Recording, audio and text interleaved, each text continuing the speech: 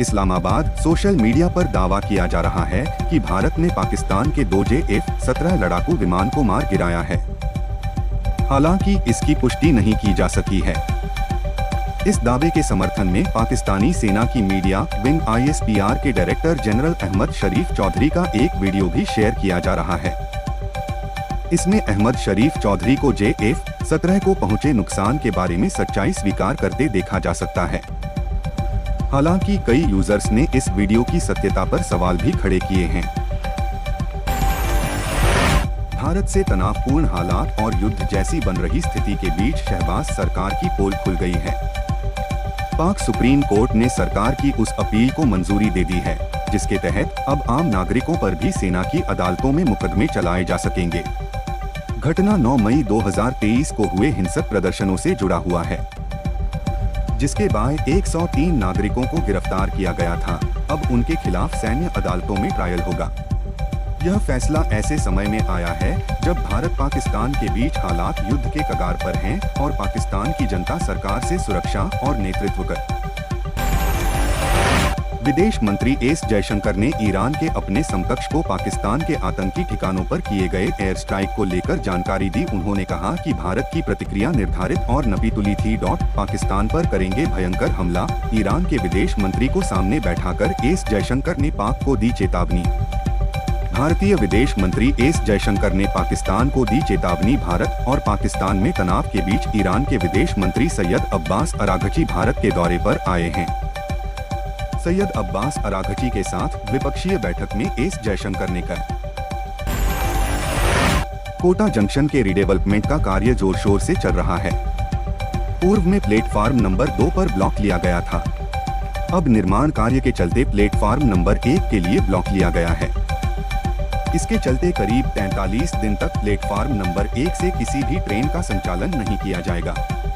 मुख्य तौर पर प्लेटफार्म नंबर 1 से मुंबई की तरफ से दिल्ली की तरफ जाने वाली ट्रेन का संचालन किया जाता था। कोटा रेल मंडल के वरिष्ठ मंडल वाणिज्य प्रबंधक सौरभ जैन ने बताया कि 10 मई सुबह 8 बजे से यह ब्लॉक शुरू हो जाएगा। राजस्थान में सीमावर्ती जिलों में बढ़ते तनाव के मद्देनजर राज्य सरकार ने तत्काल प्रभाव से प्रदेश में सभी सरकारी कर्मचारियों की छुट्टियां रद्द कर दी है। 7 जिलों में आपदा प्रबंधन के लिए 27.5 करोड़ रुपए की राशि जारी की गई है और इन जिलों में सभी रिक्त पदों को तुरंत भरने को कहा गया है। मुख्यमंत्री भजनलाल शर्मा ने तनावपूर्ण हालात को देखते हुए देर रात गुरुवार रात उच्च अधिकारियों के साथ कानून व्यवस्था की समीक्षा की बैठक के दौरान ही सीएम ने बाड़मेर, जैसलमेर, श्रीगंगानगर, बीकानेर कलेक्टर और एसपी से बात की। राजस्थान में सीमावर्ती जिलों में बढ़ते तनाव के मद्देनजर राज्य सरकार ने तत्काल प्रभाव से प्रदेश में सभी सरकारी कर्मचारियों की छुट्टियां रद्द कर दी हैं। 7 जिलों में आपदा प्रबंधन के लिए 27.5 करोड़ रुपए की राशि जारी की गई है और इन जिलों में सभी रिक्त पदों को तुरंत भरने को कहा गया है। मुख्यमंत्री भजनलाल शर्मा ने तनावपूर्ण हालात को देखते हुए देर रात गुरुवार रात उच्च अधिकारियों के साथ कानून व्यवस्था की समीक्षा की बैठक के दौरान ही सीएम ने बाड़मेर, जैसलमेर, श्रीगंगानगर, बीकानेर कलेक्टर और एसपी से बात की।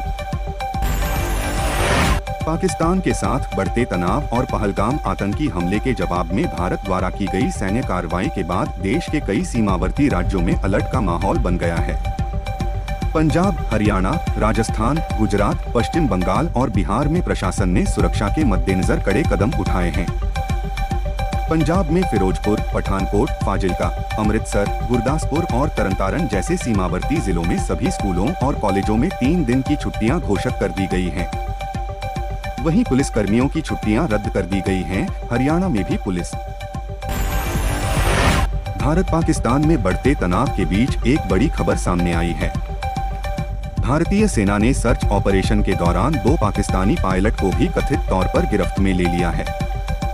सूत्रों के अनुसार ये पायलट पाकिस्तानी वायुसेना के F-17 लड़ाकू विमान के पायलट है। इन लड़ाकू विमान को भारतीय सैन्य ने सूझबूझ के साथ मार गिराया था। बताया जा रहा है कि एक पायलट को जैसलमेर और दूसरे को अखनूर से गिरफ्त में लिया गया है। सूत्रों के मुताबिक इन F-17 लड़ाकू विमान के पायलट को एक सीक्रेट जगह पर ले जाया गया है, जहां उससे भारतीय सैन्य का जम्मू कश्मीर के पहलगाम में हुए आतंकी हमले के बाद सुरक्षा एजेंसियां और प्रशासन अलर्ट मोड पर हैं। केंद्र सरकार के आदेश के बाद लुधियाना में आज रात 8 बजे से 8:30 बजे तक ब्लैकआउट होगा, जबकि शाम 4 बजे से मॉक ड्रिल होगी। मॉक ड्रिल के जरिए इमरजेंसी के हालात की तैयारियों को परखा जाएगा। साथ ही लोगों को जरूरी सावधानियों के बारे में जागरूक किया जाएगा। डिप्टी कमिश्नर हिमांशु जैन ने बताया कि बुधवार को वेरका मिल्क प्लांट पर सिविल डिफेंस मॉक ड्रिल होगी। शाम 4 बजे आपातकालीन सायरन बजेगा और रात 8 बजे आधे घंटे के लिए। ऑपरेशन सिंदूर से बौखलाए पाकिस्तान ने गुरुवार की देर शाम जम्मू से लेकर पठानकोट होते हुए जैसलमेर तक 3 राज्यों के कई शहरों में एक साथ ड्रोन और मिसाइल से हमला बोला, लेकिन भारतीय सुरक्षा बलों ने उसके मंसूबों पर पानी फेर दिया। भारतीय सशस्त्र बलों ने पाकिस्तानी मिसाइलों और ड्रोन को S-400 एयर डिफेंस सिस्टम से नष्ट कर दिया।